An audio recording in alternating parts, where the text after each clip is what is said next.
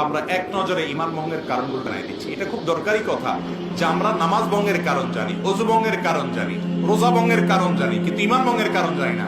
ইমান কি ভাঙে না ভাঙে না? ওযু ভাঙলে, নামাজ ভাঙলে সেটা বড় বিষয় না, ইমান ভাঙলে সেটা বড় বিষয়? ইমান ভাঙলে সেটা বড় বিষয়।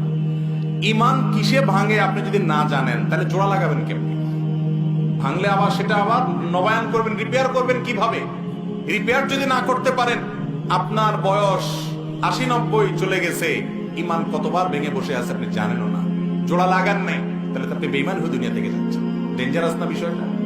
এই যে ইমান ভঙ্গের কারণগুলো সম্পর্কে জানা দরকার আছে না নাই? আমি এক নজরে সংক্ষেপে বলে দিচ্ছি। ইমান ভঙ্গের কারণগুলোকে ওলামায়ে কেরাম নানাভাবে ব্যাখ্যা করেছেন। মৌলিক কারণ খুবই কম। এর ভিতরে প্রসিদ্ধ একটা ব্যাখ্যা হলো যে ইমান ভঙ্গের 10টি কারণ আছে। এই 10টি কারণের ভিতরে সর্বপ্রথম কারণ হলো শিরকে আকবর করা, আল্লাহর সঙ্গে কাউকে শরীক সাব্যস্ত করা। আল্লাহকে যেভাবে ইবাদত করছেন একই ইবাদত কোন পিসাবরে, কোন কবরকে করলেন। আপনি আল্লাহকে যেভাবে উপাসনা করতেছেন সেই উপাসনাটা যদি কোনো মানুষকে করেন, আল্লাহকে যে ইবাদত নিবেদন করতেছেন সেই ইবাদত একইভাবে অন্য কোনো মানুষ বা ব্যক্তিকে বা কোনো বস্তুকে করেন, যেভাবে মুশরিকরা কোনো মূর্তির সামনে ইবাদত করে সে যেরকম শিরকে লিপ্ত হয়, মুশরিক হয়ে যায়, মুসলমানের সন্তান ঈমান আনার পর যদি শিরকে আকবর করে তাহলে সেক্ষেত্রে সে কি হয়? মুশরিক হয়।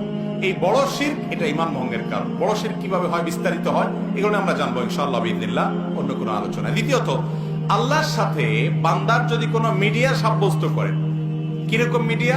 যে এর ছাড়া আল্লাহরে পাওয়া যাবে না।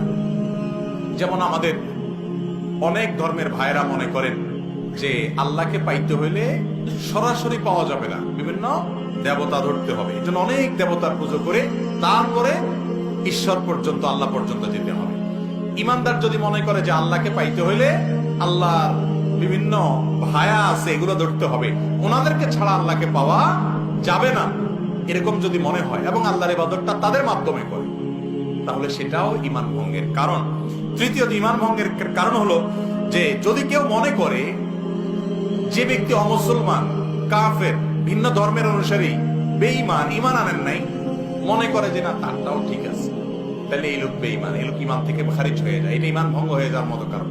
কারণ আপনি একটা লোক আল্লাহর প্রতি অবিশ্বাসী, আপনি বললেন না তারটাও ঠিক আছে। আমাদের অনেক মুসলমান ভাইরা আছে আজকাল, তাদের বিশ্বাসগুলো গোলালু মার্কা বিশ্বাস হয়ে গেছে।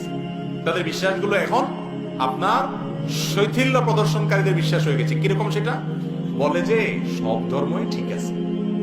এরকম কিছু সুশীল আছে না, সুশীল, এই সুশীল টাইপের মুসলমান আছে কিছু, যে বেশি ভালো সাজে, বলে যে সব